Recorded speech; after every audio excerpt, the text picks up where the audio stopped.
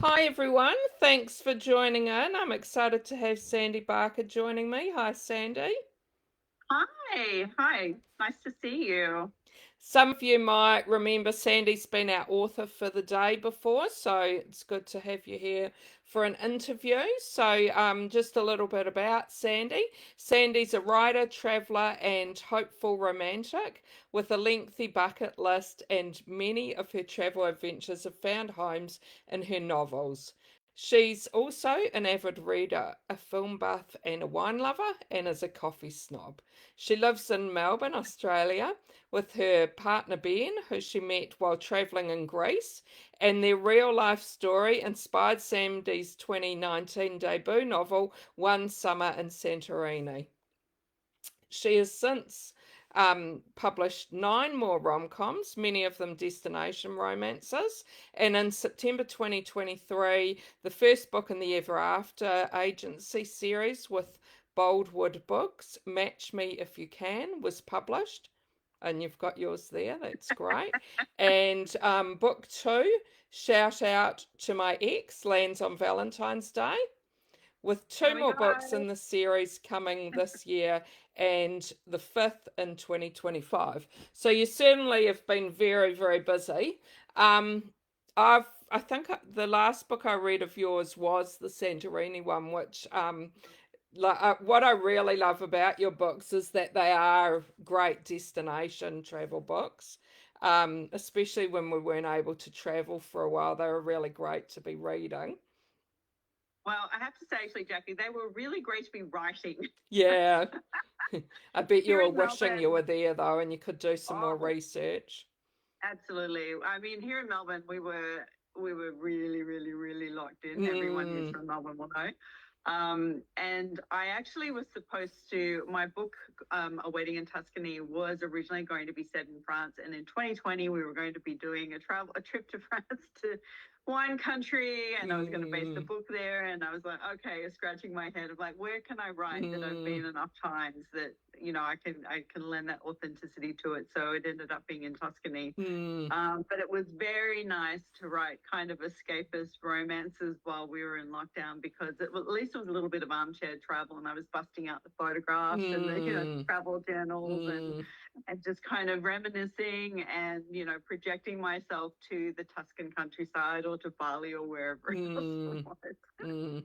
And I But also yeah, wanted to mention I was really lucky to meet you in person last year at the Rachel Johns conference, which was really great.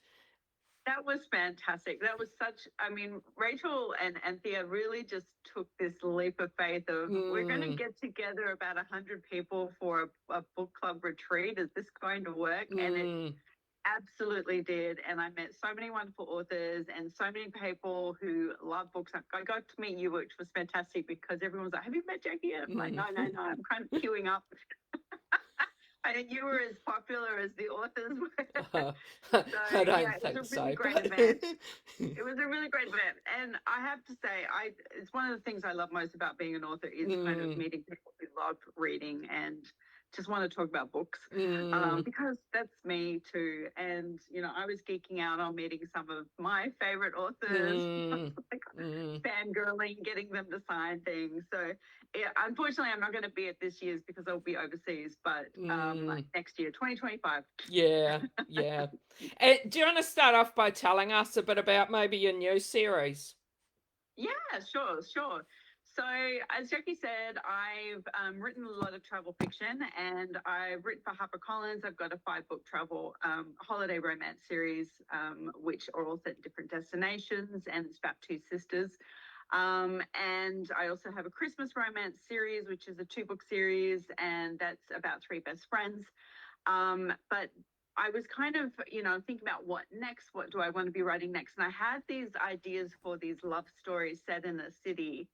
And my agent and I were just kind of like chatting about what would connect them all. And I Mm, said, they're all kind of riffs on fairy tales, like mm, very kind of peripherally related to fairy tales. And it was kind of thing like fairy tales in the city. And at the time, again, deep in lockdown, I was binging a couple of shows. One is called Call My Agent, which is a French show. If you haven't seen it, it's just brilliant. But it's set in an acting agency, and the agents are the main characters in the series, and then real actors come onto the show playing themselves. And I was just like, loved that. And then I loved the British version, which is called 10%. So it just kind of, and I know this is going to sound so fantastical and maybe unbelievable, but literally one morning I woke up and it went bing. I was like, matchmaking agency. So that's kind of where I was like, I can link all of these stories together. And I just kind of started plotting it all out. And I ended up with book one, just the outline for book one.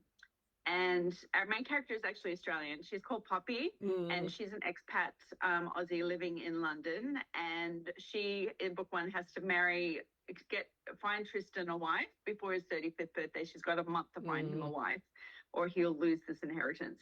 And they're kind of, he's really reluctant, but it's a lot of money. And she's like just very Australian, very, what you see is what you get. And she's very straight up with him and doesn't take any of his nonsense. And that was a super fun book to write. And then I kind of plotted out 4 more in the series, and that's what we pitched to Baldwood. And they were like, yeah, let's do it.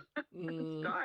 So I'm very hopeful that if the series takes off, it's the sort of thing that I can continue to write new love stories, because the stories themselves are actually really quite different.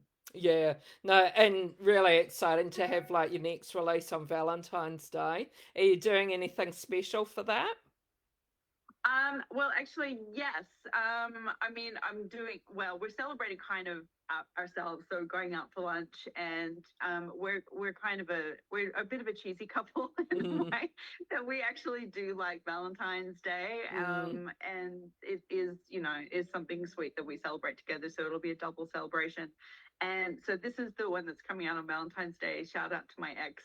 And I've done some pre-recorded videos, and we're going to be celebrating Galentine's Day on the 13th, which is about gal pals and best friends, and female friendships are like a really important thing to me as an author. It's a really strong theme in my books. So yeah,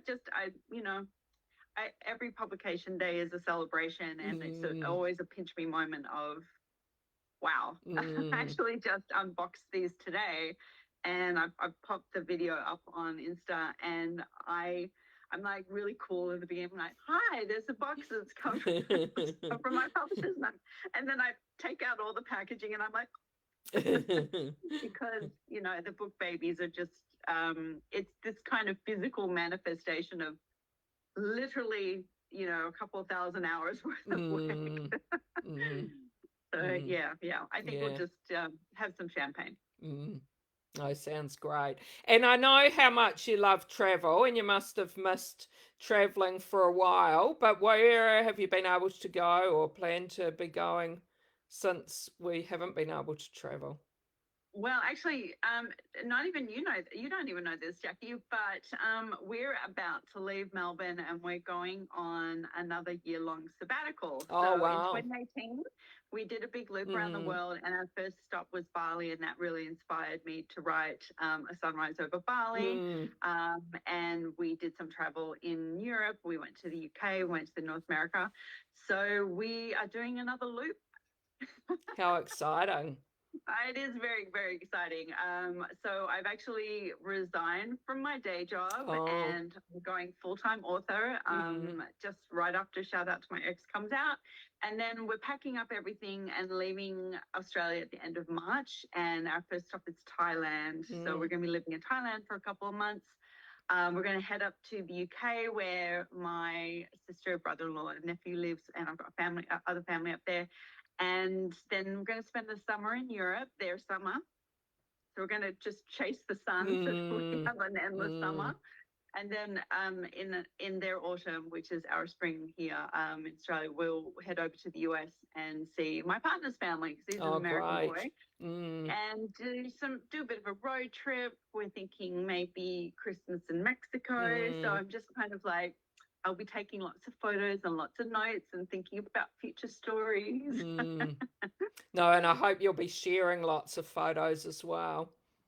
Oh, for sure. Absolutely. Yep. I think, I promise not too many of those, the ones that are on the beach. It's like, holiday life. I promise not too many of those sort of, but probably a bit more of the cultural exploration. So we're not quite sure where in Europe we're going to go. If anyone's got suggestions, any hot tips, we're thinking maybe Poland, maybe Amsterdam for a month. So yeah, there's a few places we'd like to see. How exciting. It is exciting. We are excited. A little terrifying, but we're also very excited. And I've got a few people watching, so just wanted to say to the people watching, please type in any questions you've got from Sandy. I've got Kelly, who you actually met as well. She says hi to everyone.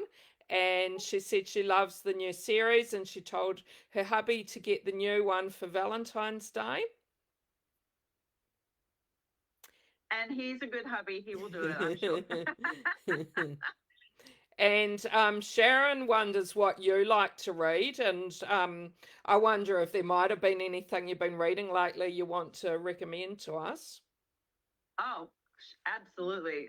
So I'm a really avid reader, and I do read a lot in my genre. So I read a lot of rom-coms and romances, because, well, I get asked to read quite a few, which is always an absolute pleasure and a privilege. So I always say yes. But I kind of, once in a while, I will delve into something a little darker. And I do like crime fiction, and I love Alan Lee books. And if you don't know who Alan Lee is, he writes this very crazy character who's an ex-cop, and anyway, like it's, I will kind of binge. If I find a series that I love, I will absolutely binge. But I did write down the ones that really, really kind of just struck a chord with me over the last like 5 or 6 months. I loved Really Good Actually by Monica Heisey. If you haven't read that one, it's this fantastic, she's kind of an anti-hero. Like the writing is just so good and so immersive, but she's one of those characters who's not immensely likable, but you kind of love her anyway. Like, and you're really championing her. I love to write that word, but then it's really, really hard to say. I loved the Starfish Sisters. If we're doing a tissue rating out of 5 tissues, the Starfish Sisters by Barbara O'Neill is a 5 tissue book. Okay. She wrote When We Believed in Mermaids, which a lot of people will have read, but Starfish Sister was, I was like ugly crying reading that one. That was not the one to take on the tram. Just a pro tip from me. I loved Romantic Comedy by Curtis Sittenfeld. That was kind of her lockdown book, which was really interesting because it's about, I mean, it is a love story, but it's very contemporary. She's such a sharp writer. Like, I just love her turn of phrase. It's just really, like, you're straight into it. It's very denotative, and I just love how she writes. So brilliant, highly recommended. Emily Henry's Funny Story, loved that. Again, I would say that's like a 3 tissue book, but also extremely funny. So she does such a good balance between, like, really, hit you in the feels, and then, you're sobbing like an idiot. Again, don't read that one on tram. Lindsay Kelk's latest is called Love Me Do, and it's a take on the Cyrano de Bergerac story, and it's really fun. It's set in LA. And it's about a British girl who's in LA just for a short period of time visiting her sister. And Lindsay Kelk is a British girl who lives in LA. So she's got that special flavor. And she sees LA through those British eyes, even though she's been there for ages and ages. And the last one on my list is called Stand Up Guy, which is a really fun play on words because it's set in the Edinburgh Fringe Festival. And it's about a gal who ends up renting out her spare room to a stand-up comic whose accommodation falls through, but they kind of met one night and started chatting. And it's so good. And what's really great about it is the stand-up routines are in the book, and they're very, very funny. Yeah. And there's a lot of laugh out loud moments between the two of them. So I would call it a rom-com, but it's also one of those in the feels. It gets you in the feels. So Who was Stand Up Guy by? Sorry. Stand Up Guy is by Nina Kay. Oh yes. So yeah, there's some big names there. There's some kind of lesser known names, but those ones really just kind of struck a chord with me. And I think I do have one more. It's really it's a departure. It's a departure for kind of my usual read, but it's The Ferryman by Justin Cronin. And if you buy the paperback book, it's like this thick, you know. It's really? like 2.5 of these. Okay.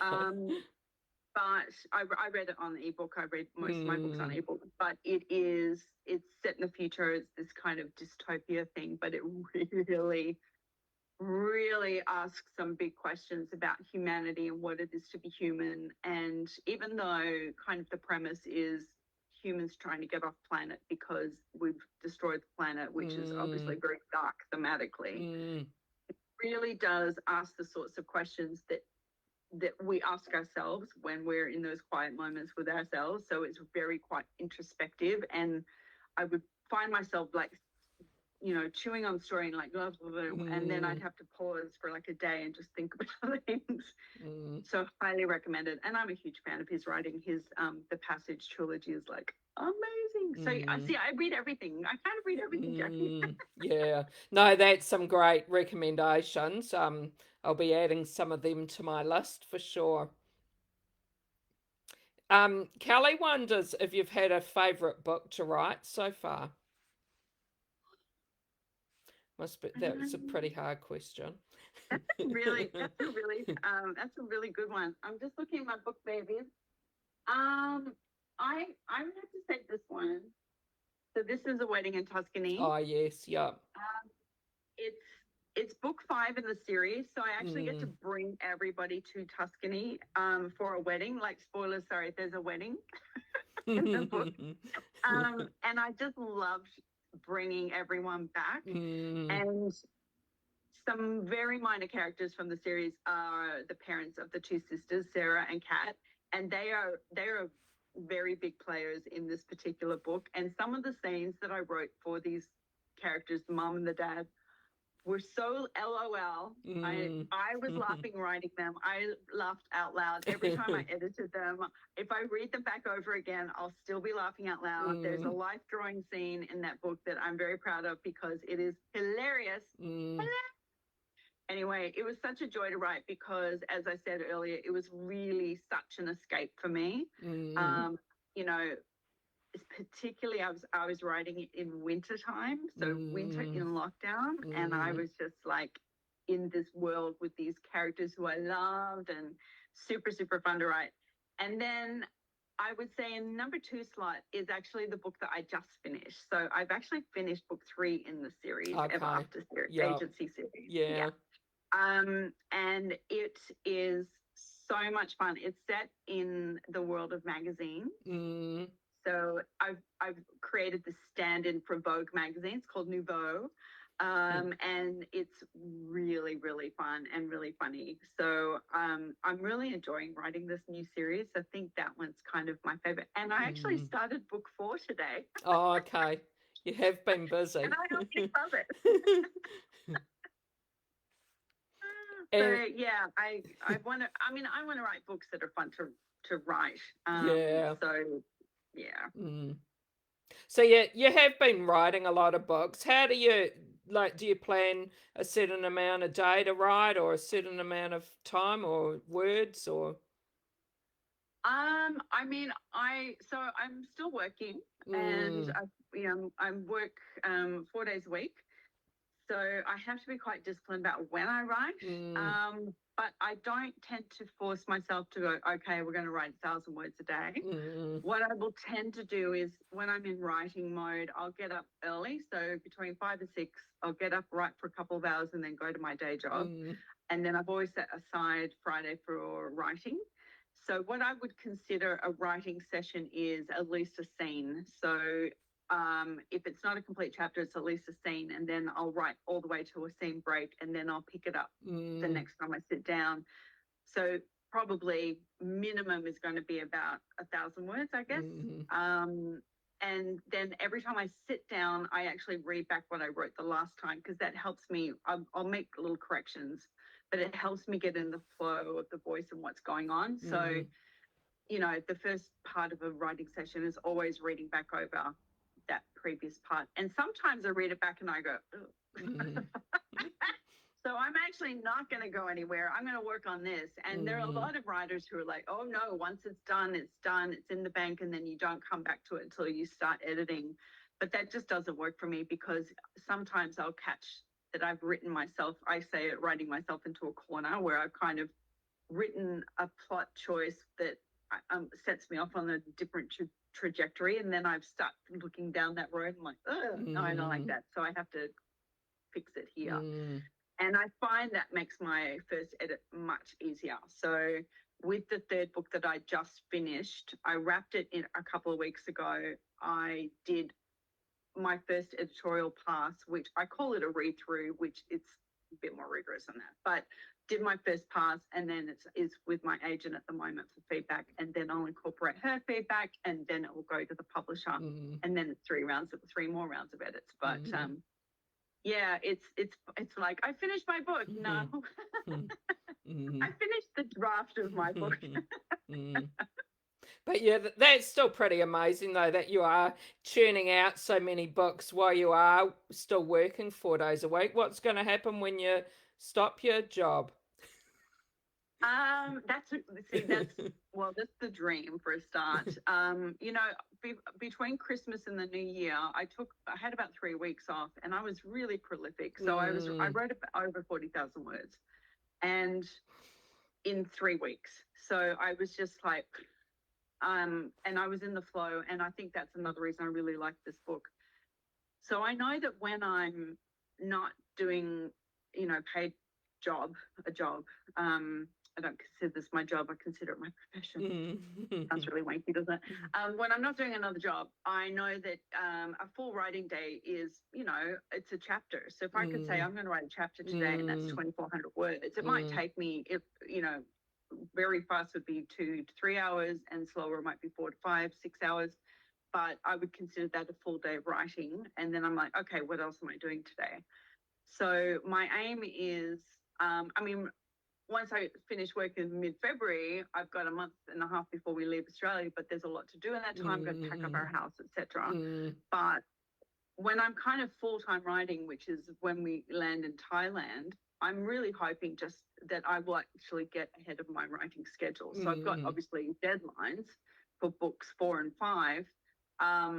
But if I get ahead of that, then I can go to my passion projects, because I've got other books on the go. I've got a co-written book ready to submit. I've got another book that's about 60% of the way through, which is a contemporary Australian book.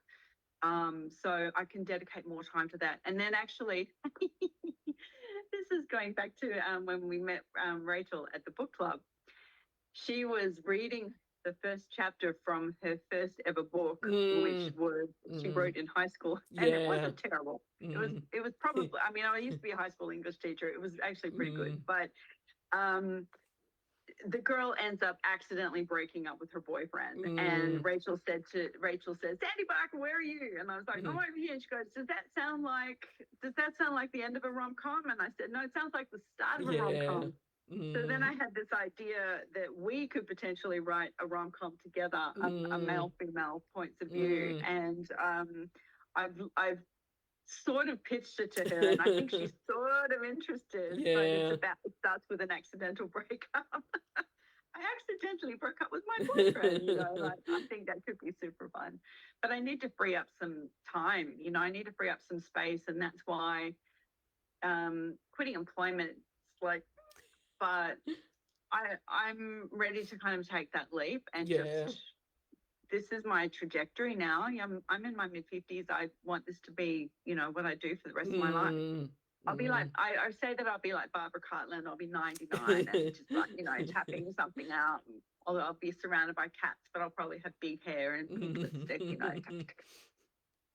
They'll, you know, I'll die at the desk, you know, 90 something, and writing the next big, I don't know, whatever someone will want to finish. But yeah, I'm like, this is it. This is we get one life, right? So this is the life I've wanted to live for a long, long time, and now I'm going to do it. Yeah. So, yeah.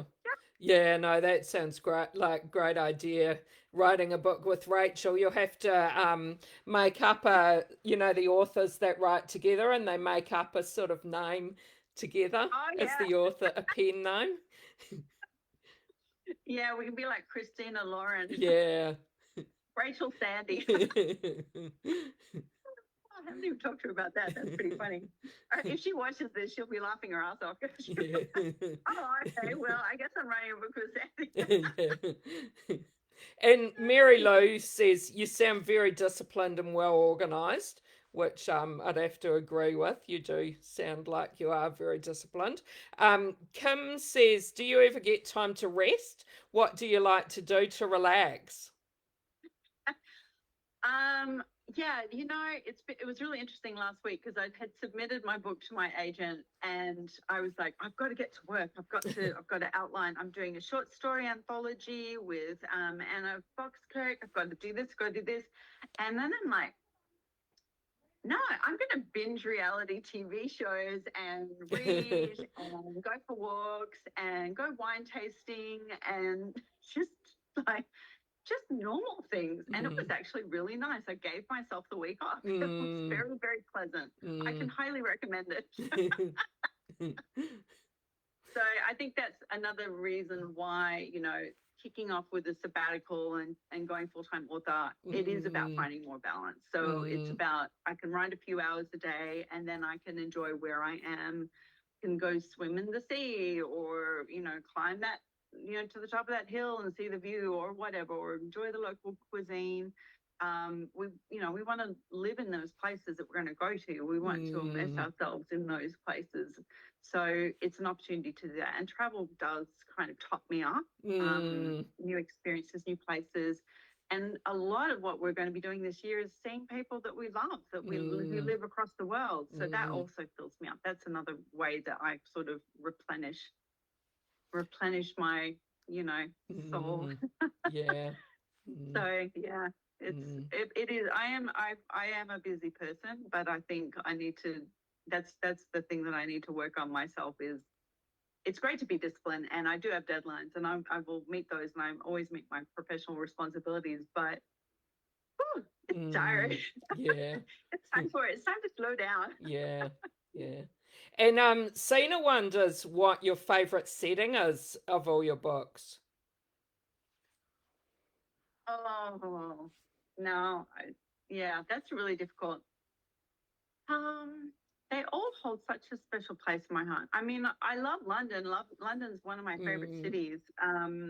And I've set books in Sydney and Melbourne and in Colorado and England and New Zealand. I love New Zealand. Oh my gosh, I love New Zealand so much. Maybe New Zealand it's up there for sure. And Greece. Greece is, I mean, Ben and I met in Greece. It holds our hearts, and we went back for our 10-year anniversary, and we went back in 2022, and it was phenomenal. And we will just always go back there because if you haven't been to Greece and you just want to find a place where your heart just sings and you can breathe, you can exhale and and just take a deep breath of briny air and eat the most incredible food you will ever eat and just be, that's the sort of place. So yeah, I love New Zealand, but New Zealand's a bit adventuring. You've got to see all the things. I think Greece is where you just go and you just be. So I would say Greece. That's a great question. Thank you for that question. No, that is a good question. And Mary Lou wonders if you've always been a romantic. Yes, and I say that I'm a hopeful romantic because I think when we call people hopeless romantics, it's a bit judgy. It's a bit like, they're just such a hopeless romantic, as though being a romantic is something to be ashamed of. So I say I'm a hopeful romantic because I do love romance. I love a romance. I like two people kind of finding their person, you know. And it's not that we're perfect people when we find our person, it's that we find somebody who sees us. And I think that is at the core of romance, is finding that person who truly sees you and appreciates you for who you are. So I mean, I feel very fortunate because I met my partner when I was 37, and I had dated pretty much every every every dud in Greater Sydney by that stage, and a few in Perth as well. Anyway, look, we don't need to go there, but I actually wasn't so hopeful when I met him, and I feel like he really just turned that around for me. And of course, it was never going to work because he lived in Minnesota, I lived in Sydney. He's 10 years younger than me. This was a holiday romance. It was never going to work out, but it's 17 years later, so it did. So I think, you know, him kind of fighting for us and making that work, that kind of proved to me that you can be hopeful. And yeah, I'm a total sucker for rom-coms as well. I like reading them. I like watching them. So yeah, I know that Rachel John's book club at the moment is doing the watch along, the viewing of rom-coms every night. I'm like, oh, I love that one. Oh, I love that one. Oh, I love that. Okay, Sandy, just like rom-coms. And I've got another great question from Sienna. She said, how has your writing experience changed compared to writing your first book and writing now? Oh, that is also a great question. Well, my first book took me about 10 years. I wrote it, I started writing it in about, well, actually, it didn't take me 10 years. It took me 6 years. I started writing it in 2013 because I had pitched to an agent here in Australia a book that I'd been working on for a really, really long time, like 10, 12 years. And he said, look, I like your writing, but you're not Leanne Moriarty. This book's got too many subplots. You're playing around the time, you know, time and place. And I'm like, he said, just go away and write a single linear narrative. And I did. And I wrote the book that became One Summer in Santorini, and he loved it. And he became my agent, and he tried to sell it to every publisher here in Australia. And at the time, travel fiction just really wasn't a thing. And, you know, I had editors saying, I had one editor, she wrote back to him and said, what is this? I don't understand what this is. This sounds like a travel log. What is, I don't understand. This isn't a book anyway. So after a year, we parted ways, which was the agreement. It was amicable. And then I was like, okay, I guess I'm not going to write this book, put it in the drawer for a couple of years. And right before we went on our 2018 sabbatical, Ben said, take it out, dust it off. We've been to Greece again. It was set in Greece. You know, just do a refresh and self-publish. And I did. So I self-published it. I self-published the follow-up, which was actually my third book out, which is called The Sunset in Sydney. I self-published both of those while we were on sabbatical. And I wrote the third book, which came that night in Paris. And I also, when I got to England on that sabbatical year, which was in September 2018, I found a new community. I found a community of authors, and I found readers who liked travel fiction. And I started reading Julie Kaplan books and Mandy, oh my goodness, I've gone blank on her name. Mandy's books. Anyway, so I started reading travel fiction. I was like, the UK is mad for travel fiction, so I started pitching. So by the time I was pitching, I had 2.5, 3 books under my ready to go, and that was very appealing to the publisher who took me on, which was a imprint of HarperCollins. So that first book was 6 years of iterating, and then suddenly it was signed a publishing contract in February. Book came out in June. That was a very steep learning curve of all of the editing that needed to go on, and then it was boom, boom, boom, very, very quick. So I knew I could write a book quickly because I wrote my third book in about a month. And I thought, all right, I have to get going. But I was also working 5 days a week. So that's when I got to my disciplined routine of. And now and the other thing that's changed is not just the pace, but also I was a complete pantser. I would just sit down and start writing. I had no idea where the stories were going to go. No idea at all. I'd get very surprised. I'd like, oh, I think you might be her best friend from high school. Oh, these ideas would pop into my head. No, I don't do that anymore. And I'm call myself a plantser now. So I plan and pants. So I have a really good outline. I know the beats of the story. I know what the midpoint reversal is going to be. I know what the dark moment's going to be. And then I know what the end's going to be. And then I write to that. And yeah, there will be some changes along the way and I'll come up with better ideas. I'll go, oh, no, that's actually going to work out better. But when I sit down, I already know how the book's going to go, what the ending is. I know a lot about the characters. I give them backgrounds. I do a little mood board. So my writing has really become a lot more structured. And that's about I'm working a job. I have deadlines. So, and also something that a lot of authors starting out don't know, and maybe a lot of readers don't know, is that even when you have a publishing contract, once that's done, you've still got to pitch. Yeah. You've got to pitch to your publisher, and you got to say, "Hey, what about 5 more books?" And they go, or they go, "Yes, let's do it." So I had 8 books out with HarperCollins, but we pitched 2. Yes, we pitched 2 more. Yes, we pitched 4 more. Yes, so I had to pitch 3 times. Pitched to Boldwood. So, pre-publication, I pitched to 30 different publishers. So it's pitch, pitch, pitch, pitch, pitch. You're always kind of asking for your job back. Yeah. Like yeah. But, it keeps you, I think as a writer, it keeps me very motivated and it keeps me sharp. And every book I write, I learn from my editors and I learn from my copy editors. And I learn from every book that I read. I'm constantly highlighting things. I'm like, what a wonderful way to express that. And it's not because I want to take it and put it in my book, but it makes me be better. It makes me think about things and go, you know what, you use the same phrase for that exact type of, situation. Uses overused phrases. And I have a notebook full of my overused words and my overused phrases. Yeah, okay. And every week I check them. I'm like, oh, I only used that one 97 times. And then I go through every one of those 97 times, get the thesaurus out, or rewrite the scene so that I don't have to use that same phrase. So it's constantly learning. That's how the writing evolves. Yeah, and it's interesting you say about keeping a notebook of all that stuff. I spoke to an American author who'd written lots of series, and she said she actually paid someone to keep a note of all her characters and keep track of them all and the lives of the characters, just so that she was up to date, like when she was writing.